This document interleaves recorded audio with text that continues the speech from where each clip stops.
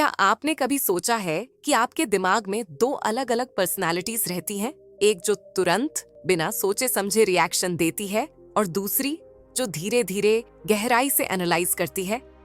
नमस्कार दोस्तों, आज मैं लेकर आई हूं नोबेल प्राइज विजेता डैनियल कानेमन की mind blowing book thinking fast and slow की समरी। ये वो बुक है जिसने साइकोलॉजी और इकोनॉमिक्स की दुनिया में रेवोल्यूशन ला दिया। और आज मैं आपको बताऊंगी कि कैसे इस बुक की इनसाइट्स आपकी लाइफ को ट्रांसफॉर्म कर सकती हैं।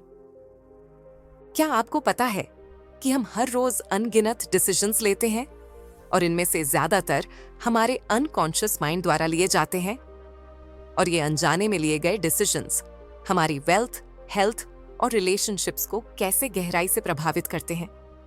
सोचिए, क्या होगा अगर आपको पता चल जाए कि आपके दिमाग में हिडन एरर्स और बायसेस हैं जो आपको हर रोज कॉस्टली मिस्टेक्स करवा रहे हैं। और अगर आप इन बायसेस को आइडेंटिफाई और ओवरकम करना सीख जाएं तो कानीमन ने अपनी डिकेड्स की रिसर्च से यह डिस्कवर किया कि हमारा माइंड दो डिस्टिंक्ट सिस्टम से ऑपरेट करता है। सिस्टम 1 फास्ट, इंट्यूटिव और इमोशनल, और सिस्टम 2 स्लो, डिलिबरेट और लॉजिकल। इस ऑडियो बुक में हम एक्सप्लोर करेंगे कि कैसे ये दोनों सिस्टम्स आपस में इंटरैक्ट करते हैं और कैसे इनके बीच कॉन्फ्लिक्ट आपके डिसीजंस को डीरेल कर सकता है। क्या आप जानते हैं कि एक सिंपल प्राइसिंग स्ट्रैटेजी कैसे आपको एक प्रोडक्ट पर थाउजेंड्स ऑफ रुपीस ज्यादा खर्च करवा सकती है? क्या आपने कभी नोटिस किया है कि आप लॉटरी खरीदने के बारे में उत्साहित क्यों होते हैं, जबकि आप गणितीय रूप से जानते हैं कि जीतने की संभावनाएं नेग्लिजिबल हैं? आज की समरी में हम ऐसे ही फैसिनेटिंग साइकोलॉजिकल फिनोमेना के बारे में जानेंगे और सीखेंगे कि कैसे इन इनसाइट्स का यूज करके बेहतर डिसीजंस ले सकते हैं, चाहे वो इन्वेस्टमेंट हो, करियर चॉइसेस हो या रोजमर्रा की जिंदगी में कोई डिसीजन। तो तैयार हो जाइए अपने माइंड की हिडन वर्किंग को डिकोड करने के लिए और सीखिए कि कैसे इस नॉलेज को प्रैक्टिकल लाइफ में अप्लाई करके आप स्मार्टर चॉइसेस कर सकते हैं। आइए शुरू करते हैं। हम अपने दिमाग की जटिलताओं को समझेंगे। चैप्टर 1, दो सिस्टम्स की समझ। दोस्तों, सबसे पहले हमें यह समझना होगा कि हमारा दिमाग दो सिस्टम से काम करता है। कानेमन इन्हें सिस्टम 1 और सिस्टम 2 कहते हैं। सिस्टम 1 क्या है? यह हमारा फास्ट थिंकिंग सिस्टम है जो ऑटोमेटिक, इंट्यूटिव और बिना एफर्ट के काम करता है। जब आप कोई परिचित चेहरा देखते हैं और तुरंत पहचान लेते हैं, जब आप बिना सोचे समझे 2 + 2 = 4 का जवाब दे देते हैं, या जब आप बाइक चलाते समय बिना सोचे हैंडल घुमाते हैं, ये सब सिस्टम 1 के उदाहरण हैं। वहीं सिस्टम 2 क्या है? यह हमारा स्लो थिंकिंग सिस्टम है जो डेलिबरेट, एफर्टफुल और कैलकुलेटिव है। जब आप कोई कॉम्प्लेक्स मैथ प्रॉब्लम सॉल्व करते हैं या फोकस से किसी आर्ग्यूमेंट को एनालाइज करते हैं या फिर किसी कठिन डिसीजन पर विचार करते हैं, तब आप सिस्टम 2 का इस्तेमाल करते हैं। ये दोनों सिस्टम्स हमारे जीवन में एक साथ काम करते हैं और एक दूसरे के पूरक होते हैं, लेकिन इनके बीच एक मजेदार रिलेशनशिप है। सिस्टम 1 हमेशा ऑन रहता है और कॉन्स्टेंटली सजेशंस तैयार करता रहता है, जबकि सिस्टम 2 आमतौर पर लो एफर्ट मोड में रहता है और सिर्फ सिस्टम 1 की सजेशंस को अप्रूव करता रहता है। लेकिन जब कोई मुश्किल सिचुएशन आती है या कोई एरर होता है, तब सिस्टम 2 एक्टिवेट हो जाता है और कमांड संभाल लेता है। एक छोटा सा उदाहरण लेते हैं। मान लीजिए आप एक ऐसी रोड पर ड्राइविंग कर रहे हैं जिस पर आप अक्सर जाते हैं। इस दौरान आपका सिस्टम एक ऑटो पायलट पर होता है। आप बिना ज्यादा सोचे समझे स्टीयरिंग घुमाते हैं, गियर बदलते हैं और रोड पर नजर रखते हैं। लेकिन अचानक अगर कोई बच्चा रोड पर दौड़ता हुआ आ जाए तो आपका सिस्टम 2 तुरंत एक्टिवेट हो जाता है और आप फुल फोकस के साथ ब्रेक लगाते हैं। असल में यही हमारे दिमाग का सबसे पावरफुल फीचर है।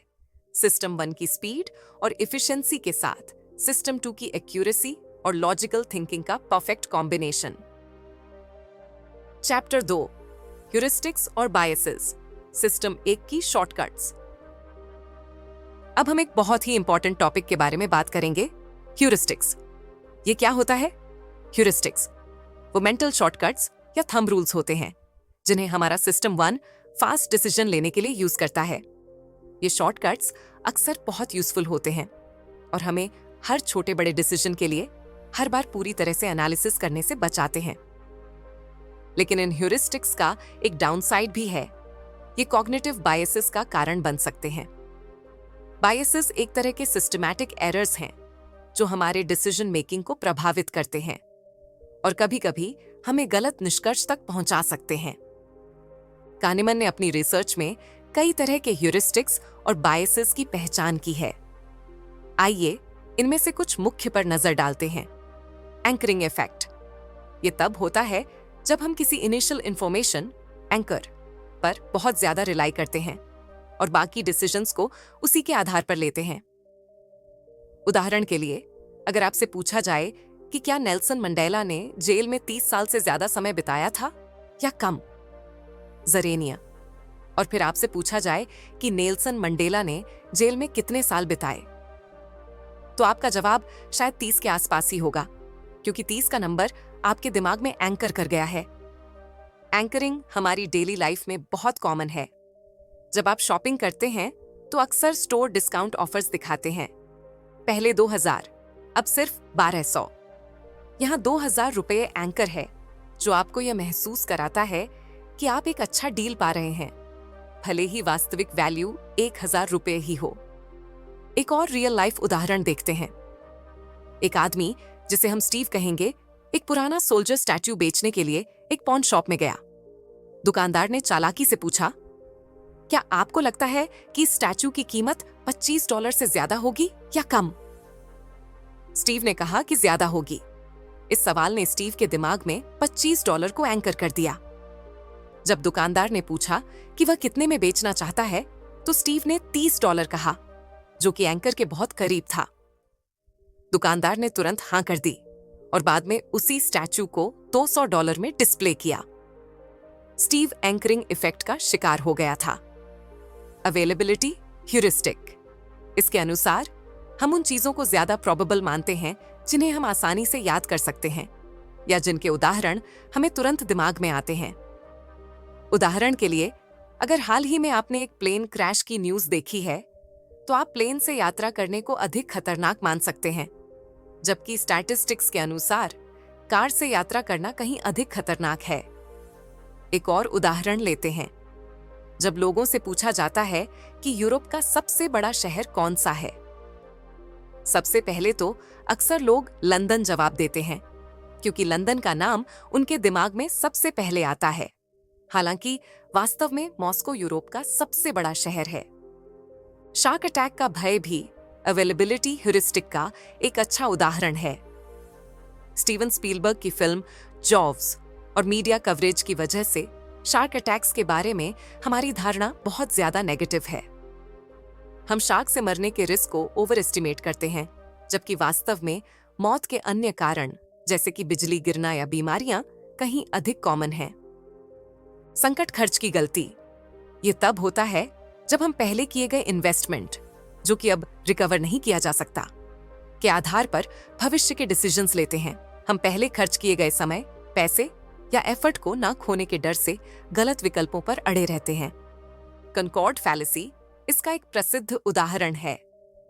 ब्रिटिश और फ्रेंच सरकारों ने कनकॉर्ड सुपरसोनिक जेट प्लेन पर अरबों डॉलर खर्च किए, भले ही उन्हें पता था कि यह कभी प्रॉफिटेबल नहीं होगा। उन्होंने सोचा कि वे पहले से इन्वेस्ट किए गए पैसे को बचाना चाहते हैं, जबकि उन्हें प्रोजेक्ट बंद कर देना चाहिए था।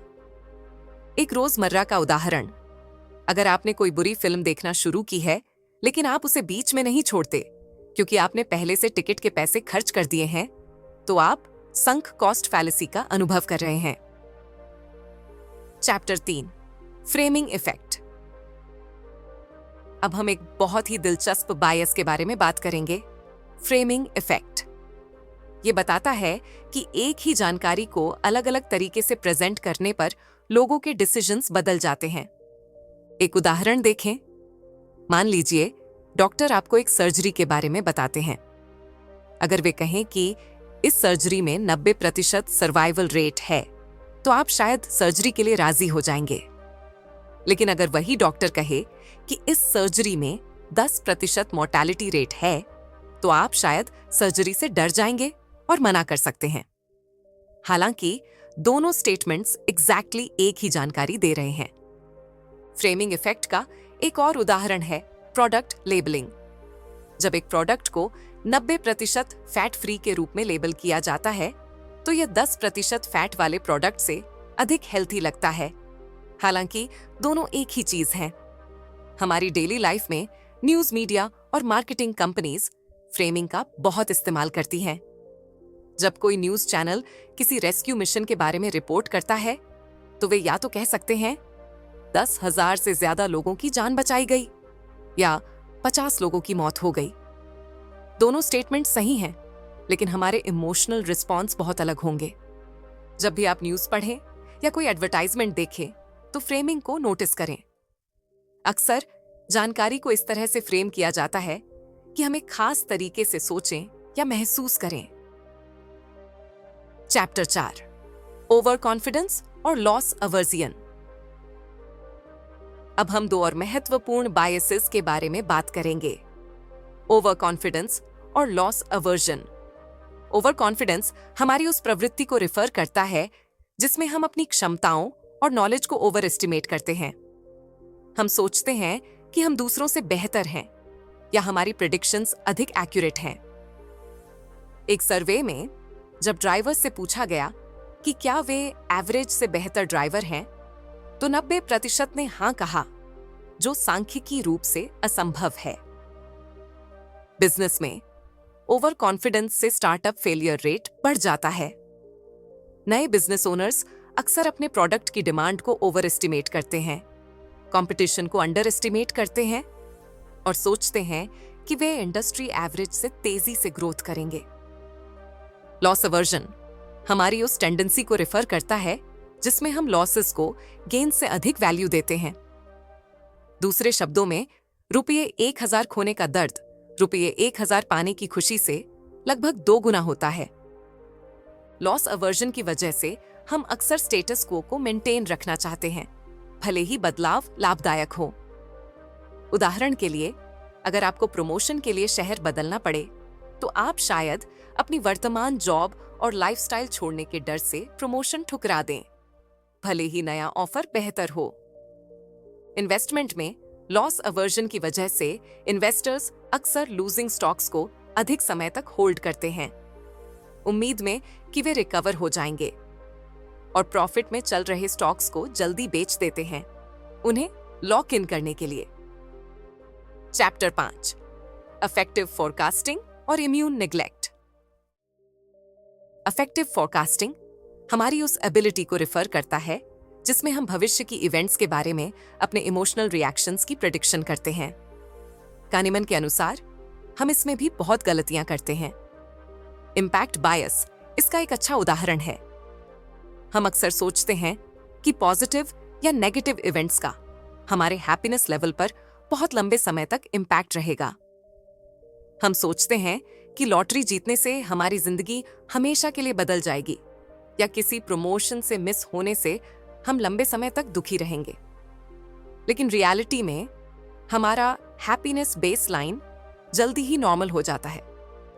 इसका एक क्लासिक उदाहरण है पेरिस सिंड्रोम, जहां जापानीज टूरिस्ट्स पेरिस जाकर डिप्रेशन का अनुभव करते हैं, क्योंकि रियल पेरिस उनकी रोमांटिक और आइडियलाइज्ड एक्सपेक्टेशंस को पूरा नहीं करता। इम्यून निग्लेक्ट इसी का एक और पहलू है। हम अनुमान नहीं लगाते कि हमारा साइकोलॉजिकल इम्यून सिस्टम कितनी तेजी से हमें नेगेटिव इवेंट से रिकवर करने में मदद करेगा। एक उदाहरण डेंटिस्ट के पास जाने का डर है। कई लोग डेंटिस्ट से बहुत डरते हैं और सोचते हैं कि ट्रीटमेंट बहुत पेनफुल होगा, लेकिन एक्चुअल ट्रीटमेंट के दौरान उन्हें एहसास होता है कि उनका डर ओवर एग्जैजरेटेड था। उनका माइंड पहले से ही स्ट्रेस से डील करने के लिए प्रिपेयर हो गया था, जो एक प्रकार का साइकोलॉजिकल इम्यून रिस्पॉन्स है।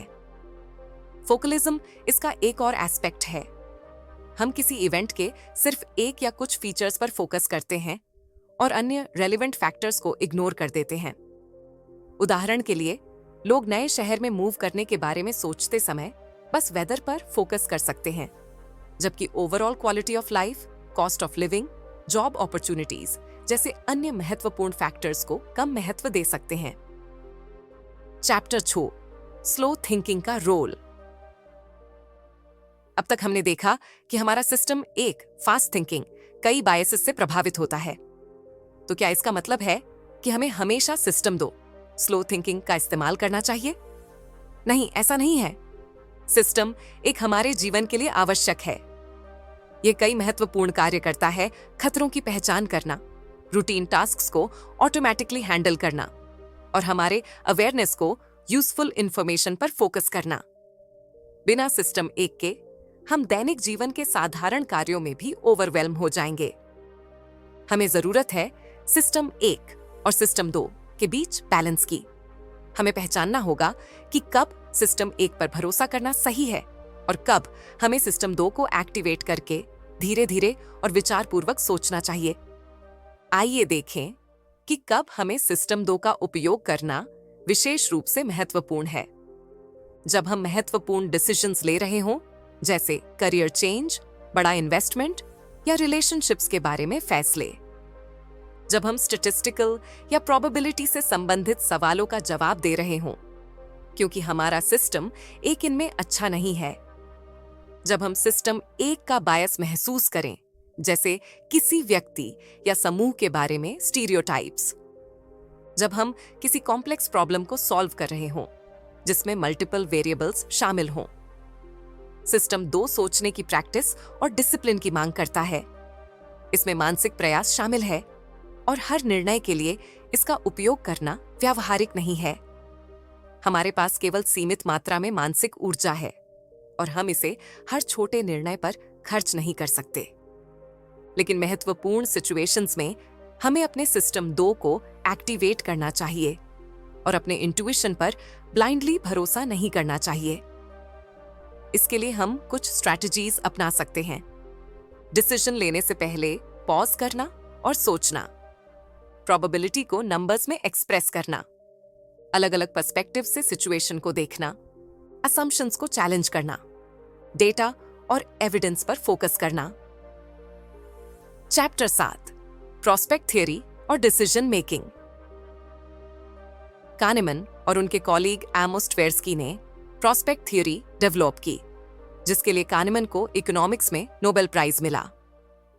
यह थ्योरी बताती है कि हम डिसीजंस कैसे लेते हैं, खासकर जब रिस्क शामिल हो। ट्रेडिशनल इकोनॉमिक्स के अनुसार लोग अपने यूटिलिटी या फायदे को मैक्सिमाइज करने के लिए रैशनल डिसीजंस लेते हैं, लेकिन कानेमन ने पाया कि वास्तव में लोग ऐसा नहीं करते। इसके बजाय हमारे डिसीजंस इन्फ्लुएंस होते हैं। रेफरेंस पॉइंट, हम फायदे और नुकसान को किसी रेफरेंस पॉइंट के सापेक्ष में देखते हैं, जो आमतौर पर स्टेटस क्वो या हमारी वर्तमान सिचुएशन होती है। लॉस अवर्जन, जैसा कि हमने पहले देखा, हम नुकसान से बचने के लिए अधिक वैल्यू देते हैं बजाय समान फायदे पाने के। डिमिनिशिंग सेंसिटिविटी, हम वैल्यू को एब्सोल्यूट टर्म्स में नहीं देखते बल्कि रिलेटिव टर्म्स में देखते हैं। उदाहरण के लिए 5,000 रुपये से 10,000 रुपये का अंतर 95, 1,000 रुपये से 1,00,000 रुपये के अंतर से अधिक महत्वपूर्ण लगता है, हालांकि दोनों में 5,000 रुपये का ही अंतर है। प्रोबेबिलिटी वेटिंग, हम प्रोबेबिलिटी को रैखिक रूप से नहीं देखते। हम लो प्रोबेबिलिटी इवेंट्स को ओवरवेट करते हैं, जैसे लॉटरी जीतना, और हाई प्रोबेबिलिटी इवेंट्स को अंडरवेट करते हैं। ये प्रिंसिपल्स हमारे दैनिक जीवन में कई डिसीजंस को एक्सप्लेन करते हैं। उदाहरण के लिए, लॉस अवर्जन बताता है कि क्यों लोग स्टॉक मार्केट में नुकसान में चल रहे शेयर्स को लंबे समय तक रखते हैं, जबकि प्रॉफिट वाले शेयर्स को जल्दी बेच देते हैं। डिमिनिशिंग सेंसिटिविटी बताती है कि आप एक 500 रुपए का डिस्काउंट पाने के लिए शायद एक मोबाइल स्टोर से दूसरे स्टोर जाएंगे अगर फोन की कीमत 5,000 रुपए है, लेकिन अगर फोन की कीमत 50,000 रुपए है तो इसके लिए दूसरे स्टोर जाने की संभावना कम है। हालांकि दोनों मामलों में आप 500 ही बचा रहे हैं। प्रोबेबिलिटी वेटिंग बताती है कि क्यों लोग लॉटरी खरीदते हैं, बहुत कम चांस को ओवरवेट करते हैं, और इंश्योरेंस लेते हैं high cost low probability events के लिए। उनका रिसर्च बताता है कि हम पूरी तरह से रैशनल डिसीजन मेकर्स नहीं हैं, बल्कि कुछ प्रिडिक्टेबल वेज में इरैशनल हैं। इस नॉलेज को अपनाकर हम बेहतर डिसीजंस ले सकते हैं। चैप्टर 8, हैप्पीनेस और वेलबीइंग। कानेमन ने हैप्पीनेस और वेलबीइंग पर भी रिसर्च किया है। उन्होंने पाया कि इस बारे में भी हमारी धारणाएं अक्सर गलत होती हैं। हमें दो प्रकार के सेल्फ हैं, एक्सपीरियंसिंग सेल्फ और रिमेंबरिंग सेल्फ। एक्सपीरियंसिंग सेल्फ वो है जो हर क्षण अनुभव करता है, जबकि रिमेंबरिंग सेल्फ वो है जो इन अनुभवों की यादों को स्टोर करता है और उनका मूल्यांकन करता है। इंटरेस्टिंग बात यह है कि हमारा रिमेंबरिंग सेल्फ किसी अनुभव के पूरे दौरान के हैप्पीनेस लेवल पर फोकस नहीं करता, बल्कि मुख्य रूप से पीक मोमेंट्स और एंडिंग पर ध्यान देता है। कानेमन इसे पीक एंड रूल कहते हैं। उदाहरण के लिए, अगर आप एक वेकेशन पर जाते हैं जहां अधिकांश समय अच्छा था, लेकिन अंत में एक बुरा अनुभव हुआ, जैसे बैगेज खोना, तो आप पूरे वेकेशन को नेगेटिव रूप से याद कर सकते हैं। इसी तरह एक मेडिकल प्रोसीजर जो कम पेनफुल है लेकिन लंबे समय तक चलता है, उससे ज्यादा पेनफुल प्रोसीजर जो जल्दी खत्म हो जाता है और जिसका अंत कम पेनफुल है, अधिक पसंद किया जा सकता है। कानेमन के अनुसार पैसा और हैप्पीनेस के बीच रिलेशनशिप भी कॉम्प्लेक्स है। एक निश्चित स्तर तक पैसा हैप्पीनेस बढ़ाता है क्योंकि यह बेसिक जरूरतों को पूरा करता है और कुछ टेंशन को कम करता है, लेकिन उस स्तर के बाद अतिरिक्त पैसा हैप्पीनेस में महत्वपूर्ण वृद्धि नहीं करता। ये इनसाइट्स हमें बताती हैं कि हम अपनी हैप्पीनेस के लिए अक्सर गलत चीजों पर फोकस करते हैं। हम बड़े घर, महंगी कार या हाई सैलरी जैसी मटेरियल चीजों पर फोकस करते हैं, जबकि रिसर्च बताती है कि लॉन्ग टर्म हैप्पीनेस के लिए स्ट्रॉन्ग रिलेशनशिप्स, मीनिंगफुल एक्टिविटीज और बैलेंस्ड लाइफस्टाइल ज्यादा महत्वपूर्ण है। चैप्टर 9, बिजनेस और वर्कप्लेस डिसीजंस। हमारे फास्ट और स्लो थिंकिंग सिस्टम्स का बिजनेस और वर्कप्लेस पर महत्वपूर्ण प्रभाव पड़ता है। यहां कुछ प्रमुख एप्लीकेशंस हैं। Hiring decisions. कानेमन बताते हैं कि इंटरव्यूज अक्सर बहुत सब्जेक्टिव होते हैं क्योंकि हम हेलो इफेक्ट, पहले इंप्रेशन के आधार पर किसी व्यक्ति के बारे में ओवर जनरलाइज करना, और कंफर्मेशन बायस, अपनी पूर्व धारणाओं की पुष्टि करने वाली जानकारी को प्राथमिकता देना से प्रभावित होते हैं। बेहतर हायरिंग डिसीजंस के लिए इंटरव्यू के बजाय स्ट्रक्चर्ड टेस्ट्स और असेसमेंट्स का उपयोग करना, कैंडिडेट्स का ब्लाइंड इवैल्यूएशन करना और क्लियर क्राइटेरिया सेट करना जरूरी है। Investment decisions. इन्वेस्टर्स अक्सर रीसेंट परफॉर्मेंस को ओवरवेट करते हैं, रिटर्न की ओवर कॉन्फिडेंट प्रिडिक्शन करते हैं और मार्केट टाइमिंग में अपनी एबिलिटी को ओवर एस्टिमेट करते हैं। ये सभी बायसेस इन्वेस्टमेंट रिटर्न्स को कम कर सकते हैं। सफल इन्वेस्टमेंट के लिए डिसिप्लिन्ड अप्रोच, डाइवर्सिफिकेशन और लॉन्ग टर्म पर्सपेक्टिव जरूरी है। मीटिंग्स और कोलैबोरेशन, ग्रुप थिंकिंग और कंफॉर्मिटी बायस वर्कप्लेस में बड़ी समस्याएं हैं। जब एक व्यक्ति अपनी राय व्यक्त करता है तो दूसरे लोग अक्सर अपनी स्वतंत्र सोच खो देते हैं। इन समस्याओं से बचने के लिए कानेमन प्री मॉर्टम तकनीक सुझाते हैं। डिसीजन लेने से पहले टीम को यह कल्पना करने के लिए कहें कि प्रोजेक्ट फेल हो गया है और फिर संभावित कारणों की पहचान करें। यह आइडिया बेहतर बन सकता है और बायसेस को कम कर सकता है। चैप्टर 10, पर्सनल फाइनेंस और इन्वेस्टमेंट। अब हम देखेंगे कि कैसे फास्ट और स्लो थिंकिंग के सिद्धांत प्राइवेट फाइनेंस और इन्वेस्टमेंट डिसीजंस को प्रभावित करते हैं। Money illusion. हम अक्सर पैसे को नाम मात्र मूल्य में देखते हैं, न कि उसकी वास्तविक रियल मूल्य में। उदाहरण के लिए, अगर आपकी सैलरी 5% बढ़ती है लेकिन इन्फ्लेशन 7% है, तो वास्तव में आपकी क्रय शक्ति घट रही है। लेकिन फिर भी हम बढ़ी हुई सैलरी के बारे में अच्छा महसूस करते हैं। Mental accounting. हम अलग अलग सोर्सेस से आने वाले पैसे को अलग अलग तरीके से ट्रीट करते हैं।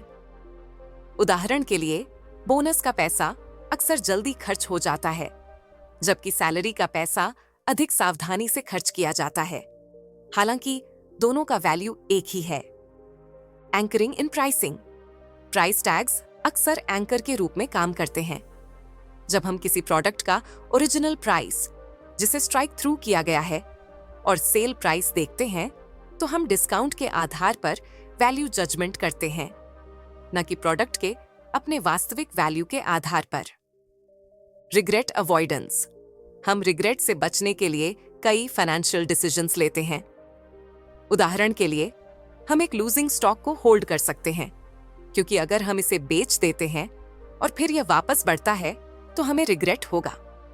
इन बायसेस से बचने के लिए कानेमन कुछ स्ट्रैटेजीज सुझाते हैं। Rule based approach, automatic saving और इन्वेस्टमेंट स्ट्रैटेजीज बनाएं जो इमोशन से प्रभावित न हो। विनर्स और लूजर्स से बचें। मार्केट टाइमिंग के बजाय डाइवर्सिफिकेशन पर फोकस करें। लॉन्ग टर्म फोकस, रोजाना मार्केट मूवमेंट से डिस्ट्रैक्ट ना हो और लॉन्ग टर्म फाइनेंशियल गोल्स पर फोकस करें। एक्सपर्ट एडवाइस लें। अपने फाइनेंशियल फ्यूचर के बारे में ऑब्जेक्टिव पर्सपेक्टिव पाने के लिए क्वालिफाइड फाइनेंशियल एडवाइजर से परामर्श करें। Chapter 11, practical techniques for better decision making. हमने अब तक कई कॉग्निटिव बायसेस और थिंकिंग एरर्स के बारे में जाना है, लेकिन यह जानकारी तभी उपयोगी है जब हम इसे अपने जीवन में अप्लाई करें। तो आइए कुछ प्रैक्टिकल टेक्निक्स देखें जो हमें बेहतर डिसीजंस लेने में मदद कर सकती हैं। First, pre mortem analysis. जब आप कोई बड़ा डिसीजन लेने वाले हों तो कल्पना करें कि आपका डिसीजन फेल हो गया है और 1 साल बाद आप बैक लुक कर रहे हैं। पूछें, क्या गलत हुआ? यह आपको पोटेंशियल इश्यूज और फॉल्ट लाइंस को पहचानने में मदद करेगा जिन्हें आप अब भी नहीं देख पा रहे हैं। दूसरा, बाहरी दृश्य अपनाएं। जब हम किसी डिसीजन में डीप इन्वॉल्व होते हैं तो हम अक्सर इनसाइड व्यू अपनाते हैं, यानी हम अपने यूनिक केस पर फोकस करते हैं। इसके बजाय आउटसाइड व्यू अपनाएं, यानी समान सिचुएशंस में दूसरों के एक्सपीरियंस और आंकड़ों पर विचार करें। उदाहरण के लिए, अगर आप एक बिजनेस शुरू कर रहे हैं तो सोचें कि इसी तरह के बिजनेस का एवरेज सक्सेस रेट क्या है, न कि केवल उन कारणों पर फोकस करें जिनसे आपका बिजनेस यूनिक है। 3, फेक यूनानिमिटी से बचें। ग्रुप डिसीजन में अक्सर फॉल्स कंसेंसस होता है क्योंकि कुछ लोग असहमति व्यक्त करने से हिचकिचाते हैं। इसे रोकने के लिए हर व्यक्ति से अपने विचार लिखकर देने को कहें या डिस्कशन के दौरान सभी को अपनी राय देने के लिए प्रोत्साहित करें। चौथे, चॉइसेस को सिंप्लीफाई करें। जब चॉइसेस बहुत ज्यादा हों तो हम अक्सर चॉइस ओवरलोड का अनुभव करते हैं और कोई भी डिसीजन लेने से बचते हैं। अपने चॉइसेस को छोटे सेट्स में ब्रेक करें और एक एक करके उनसे डील करें। 5वां, हेडोनिक एडेप्शन को पहचानें। हम नई चीजों से मिलने वाली खुशी के लेवल को ओवर एस्टिमेट करते हैं क्योंकि हम जल्दी ही नई सिचुएशंस के आदी हो जाते हैं। Hedonic adaptation. बड़े डिसीजंस लेते समय इसे ध्यान में रखें। वह नई कार या बड़ा घर आपको जितना खुश करेगा वह उतना लंबा नहीं रहेगा जितना आप सोचते हैं। छठी, रैशनल पद्धति से ट्रेड ऑफ का मूल्यांकन करें। जब आप टफ चॉइसेस से जूझ रहे हों तो प्रत्येक ऑप्शन के प्रोस और कॉन्स को लिस्ट करें और उन्हें अलग अलग कैटेगरी में रखें, जैसे कॉस्ट, कन्वीनियंस, टाइम। फिर प्रत्येक कैटेगरी को उसके महत्व के अनुसार वेट दें। 7वां, सांख्यिकी सोचना विकसित करें। हम अक्सर इमोशनल और विविड स्टोरीज से ज्यादा इन्फ्लुएंस होते हैं, न कि सूखे आंकड़ों से। स्टैटिस्टिकल रूप से थिंक करने की आदत डालें, वास्तविक आंकड़ों और प्रोबेबिलिटी को महत्व दें। चैप्टर 12, हमारे दिमाग की शक्ति। हमारे सफर के अंत में पहुंचते हुए आइए कुछ महत्वपूर्ण पॉइंट्स पर रिफ्लेक्ट करें। हमारे दिमाग 2 तरह से काम करते हैं, फास्ट सिस्टम 1 और स्लो सिस्टम 2। दोनों की अपनी स्ट्रेंथ्स और वीकनेसेस हैं। हालांकि हम पूर्ण रूप से रैशनल नहीं हैं, हमारे बायसेस और एरर्स अक्सर प्रिडिक्टेबल हैं। इन पैटर्न्स को समझकर हम अपने डिसीजंस को इंप्रूव कर सकते हैं। कानेमन के शब्दों में, सिस्टम 1 का सपोर्ट करते हुए सिस्टम 2 का यूज करना सीखना सबसे अच्छा है जो हम कर सकते हैं। इसका मतलब है अपने इंट्यूशन का उपयोग करना जब वह उपयुक्त हो, लेकिन महत्वपूर्ण डिसीजंस के लिए धीमा रैशनल थिंकिंग अपनाना। सबसे महत्वपूर्ण बात, अपने थिंकिंग में वीकनेसेस को पहचानना और खुद को प्रश्न पूछना सिखाना है। क्या मैं किसी बायस का शिकार हो रहा हूं? क्या मैं सिर्फ अपने फास्ट थिंकिंग सिस्टम पर भरोसा कर रहा हूं जब स्लो थिंकिंग की जरूरत है? इस समरी के जरिए हमने कानेमन की book thinking fast and slow के कुछ मुख्य आइडियाज देखे। इस नॉलेज को अप्लाई करके आप अपनी सोच और डिसीजन मेकिंग की क्वालिटी को बेहतर बना सकते हैं। आज के वर्ल्ड में, जहां इंफॉर्मेशन ओवरलोड और रैपिड फायर डिसीजंस कॉमन हैं, ये समझना और बायसेस से बचना पहले से कहीं ज्यादा महत्वपूर्ण हो गया है। कानेमन का काम हमें बेहतर थिंकर्स बनने और इससे भी महत्वपूर्ण बेहतर डिसीजन मेकर्स बनने का रास्ता दिखाता है। चैप्टर 13, क्या आप कर सकते हैं? Practical takeaways. हम अपनी समरी को यहां खत्म करने से पहले आइए कुछ प्रैक्टिकल टेकअवेज पर नजर डालें जिन्हें आप अपनी रोजमर्रा की जिंदगी में अप्लाई कर सकते हैं। 1, सेल्फ अवेयरनेस डेवलप करें। अपने बायसेस को पहचानने की कोशिश करें। जब आप कोई महत्वपूर्ण डिसीजन ले रहे हों तो खुद से पूछें, क्या मैं अवेलेबिलिटी बायस, एंकरिंग या कॉन्फर्मेशन बायस का शिकार हो रहा हूं? 2, स्लो डाउन और डेलिबरेट। महत्वपूर्ण निर्णयों के लिए समय लें। सिस्टम टू थिंकिंग को एक्टिवेट करने के लिए जानबूझकर धीमा होना महत्वपूर्ण है। रिसर्च बताती है कि जब हम थके होते हैं या कॉग्निटिव ओवरलोड में होते हैं, तब हम अपने इंट्यूशन पर अधिक रिली करते हैं। तीसरी, डेटा और स्टैटिस्टिक्स का इस्तेमाल करें। जब संभव हो, अपने डिसीजंस को इन्फॉर्म करने के लिए डेटा का इस्तेमाल करें। स्टोरीज और एनेक्डोट्स पावरफुल होते हैं, लेकिन वे मिसलीडिंग भी हो सकते हैं। चौथा, डिफरेंट पर्सपेक्टिव्स की तलाश करें। अलग अलग सोच रखने वाले लोगों से इनपुट लें। यह आपको अपने ब्लाइंड स्पॉट्स को देखने और नए आइडियाज डेवलप करने में मदद कर सकता है। 5वां, डिसीजन जर्नल रखें। अपने महत्वपूर्ण डिसीजंस और उनके पीछे के रीजनिंग को ट्रैक करें। टाइम के साथ आप अपने थिंकिंग में पैटर्न्स और बायसेस की पहचान कर सकेंगे। 6ठा, एक्सपेरिमेंट करें और फीडबैक सीखें। छोटे एक्सपेरिमेंट से शुरू करें और फीडबैक से सीखें। यह आपको रियल वर्ल्ड डेटा प्रदान करेगा और अनसर्टेनिटी को कम करेगा। 7वां, कंट्रेरियन थिंकिंग प्रैक्टिस करें। जानबूझकर अपने पहले इंस्टिंक्ट या ओपिनियन के विपरीत सोचें। पूछें, अगर मेरा विचार गलत है तो क्या हो सकता है? या कौन से एविडेंस मेरे करंट बिलीव्स को चैलेंज करते हैं? 8वां, रियल और नॉमिनल वैल्यूज में अंतर करें। पैसे के मामले में इन्फ्लेशन और अन्य फैक्टर्स के इफेक्ट को कंसिडर करें। 10,000 रुपये आज के 10,000 रुपये 5 साल बाद के 10,000 रुपये के बराबर नहीं होंगे। 9वां, मीनिंगफुल मैट्रिक्स को ट्रैक करें। सक्सेस को मेजर करने के लिए मीनिंगफुल मैट्रिक्स चुनें। जो चीजें हम मेजर करते हैं वे हमारे डिसीजंस को शेप करती हैं। सुनिश्चित करें कि आप सही चीजों को ट्रैक कर रहे हैं। 10वां, मेटाकॉग्निशन डेवलप करें। अपने सोचने के तरीके के बारे में सोचने की आदत डालें। अपनी थिंकिंग पर रिफ्लेक्ट करने से बायसेस को पहचानने और बेहतर डिसीजंस लेने में मदद मिलेगी। कंक्लूजन, अपने दिमाग को जानें और बेहतर निर्णय लें। दोस्तों, आज हमने डैनियल कानमैन की classic book thinking fast and slow की एक डिटेल्ड समरी को एक्सप्लोर किया है। हमने सीखा कि हमारा माइंड 2 अलग-अलग सिस्टम से काम करता है। सिस्टम 1 जो फास्ट, ऑटोमेटिक और इंट्यूटिव है, और सिस्टम 2 जो स्लो, डिलिबरेट और एनालिटिकल है। हमने मानव थिंकिंग के कई बायसेस और फॉल्ट लाइंस के बारे में भी जाना। Anchoring, availability heuristic, loss aversion, sunk cost fallacy, framing effect, overconfidence और इफेक्टिव फोरकास्टिंग के लिमिटेशंस। केवल इन बायसेस को जानना ही काफी नहीं है। इनसे बचने के लिए हमें सचेत प्रयास करना होगा। सच्चाई यह है कि हम कभी भी पूर्ण रूप से रैशनल नहीं हो सकते, लेकिन अपनी थिंकिंग के बारे में अधिक जागरूक होकर हम बेहतर डिसीजंस ले सकते हैं। कनेमन के शब्दों में, अपने गलतियों के बारे में जानना और उन्हें स्वीकार करना हमारे दिमाग के लिमिटेशन से डील करने का सबसे अच्छा तरीका है।